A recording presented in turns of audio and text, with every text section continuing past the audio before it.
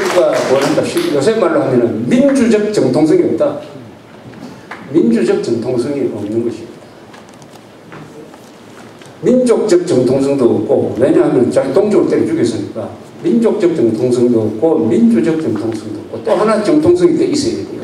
민주공화국이니까 공화적 정통성이 있어야 됩니다. 이 정통성을 따질 때는 세 가지 기준이 있어요. 민족적 정통성, 즉 한민족 전체를 사랑했느냐, 한민족 전체를 올려 세웠느냐, 내려앉혔느냐. 민주적 정통성, 국정 운영에 많은 사람들을 참여시켰느냐, 아니면 혼자서 다 해먹었느냐. 그 다음에 공화적 정통성이 있습니다. 공화국을 만들어서 오손도손 같이 살려면 안보가 있어야 돼요. 안보가 확립돼야 됩니다. 무엇보다 법치가 있어야 돼요. 개인의 존엄, 인간 존엄성을 존중해야 됩니다. 그걸 하기 위해서는 경제를 발전시켜야 돼요. 대한민국은 성공했었는데 북한은 안보는 막 그럭저럭 유지하는데 법치는 없고, 법치는 아예 없고, 김정일의 말이 법이니까 그건 법치가 없는 거죠. 경제는 망가져 버렸습니다. 공화적 정통성도 없는 것입니다. 따라서 북한은 민족사회 정통성을 결정하는 3대 요소 중에서 단 하나도 없는 겁니다. 따라서 지금 대한민국에서는 독재자가 정통성을 주장할 수가 없어요. 반드시 민주적이라야 됩니다. 민주적 지도자가 아니면 정통성을 주장할 수 없다. 우리는 민주국가다. 북한은 독재국가다. 따라서 북한은 정통성을 주장할 수 없다. 그 좋은 결산으로서 북한 체제와 남한 체제, 두 체제 중에 어느 체제가 그 구성원들을 행복하게 만들었느냐, 행복하게 만들었냐 하는 걸로 귀착이 되는 거죠.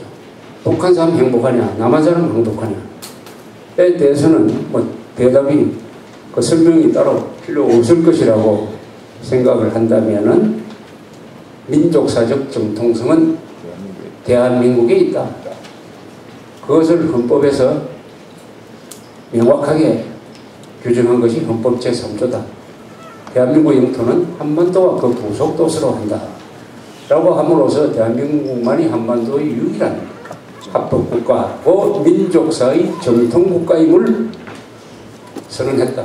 우리는 따라서 대한민국만이 한반도의 유일한 합법국가이고 민족사를 개성한 정통국가임을 확신하는 사람들입니다. 동시에 자유민주주의, 시장경제, 법치주의를 발전시켜가지고 이 공산 악당들을 배제함으로써 한반도를 자유롭고 번영하고 강력한 또 통일된 나라로 만들어야 된다 하는 목표를 공유하고 있는 사람들일 것입니다. 그래서 대한민국이 유일한 합법국가이면서 동시에 민족사의 정통국가이고 북한은 민족사의 이단, 법률적으로는 반국가 단체, 더 쉽게 말하면 반란 집단이 된 것입니다.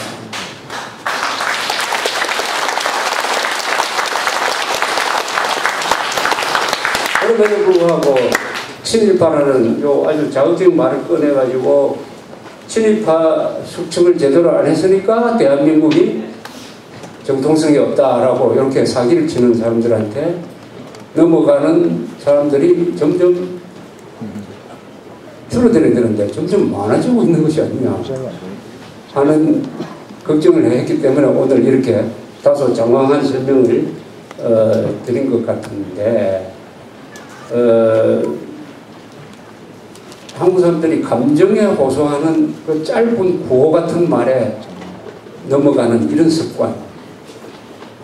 습관을 어떻게 극복할 건지, 그렇게 안 넘어가려면 사람이 더 지식이 많아가지고 좀 행동하는데 무겁고 신중하고 남의 말을 들어도 이렇게 서로 재보기도 균형 감각이 있어요. 균형 감각이 있으려면 교양이 있어야 되고, 교양이 있으려면 텔레비 많이 봐서 교양이 생기는 것이 아니라 뭐 좀 생각을 해야 되고, 생각하려면 책을 읽어야 되고, 책을 읽어도 좀 만화만 봐서는 안 되고 좀 고급 책, 문학, 철학, 역사를 읽어야 되는데 그걸 읽으려니까 한자가 있어야 된다. 결국 한자, 한글 전용 이 문제로 귀착이 돼요. 제 친구 중에 한 사람이 서울국대 교수, 기자 출신 서울국대 교수인데 이 친구가 일본에 갔다가 1년 돌아와서 저한테 이런 이야기를 했습니다. 제가 일본에서 아사히 신문을 봤는데 아사히 신문 칼럼을 계속 오리게 되더라. 거기 칼럼이 아주 명문이더라. 근데 한국은 문장력은 너무나 엉망이다. 한국에서는 오릴 기사가 없다. 그 사람 이야기가 아주 교양은 이 바다의 수면과 같아가지고 한 사회에서 어느 부분이 특별히 뛰어나고 어느 부분이 특별히 모자란 게 아니라 다 평균적인 것 같더라. 그러니까 이 국회의 교양이나 어떤 교회 안에서의 교양이나 어떤 사찰에서의 교양이나 어떤 협회에서의 교양이나 이게 또 비슷비슷하다. 교양은 전체가 같이 올라가는 것이지 어느 한 군데서 돌출해서 올라가는 게 아니다. 그래서 교양은 한 개인 모든 사람들이 같이 노력하면서 같이 올려야 교양의 수준만큼 민주주의도 올라가는 것입니다. 교양이 뒷받침 안 되는 민주주의는 우리가 지금 목격하듯이 바로 광로형 같은 자가 광로형 같은 자를 당선시킨 33%의 유권자가 있습니다. 유권자. 그것은 바로 그 광로현의 얼굴이 상당 부분 한국인의 자화상입니다. 자화상. 이걸로 끝내겠습니다. 감사합니다.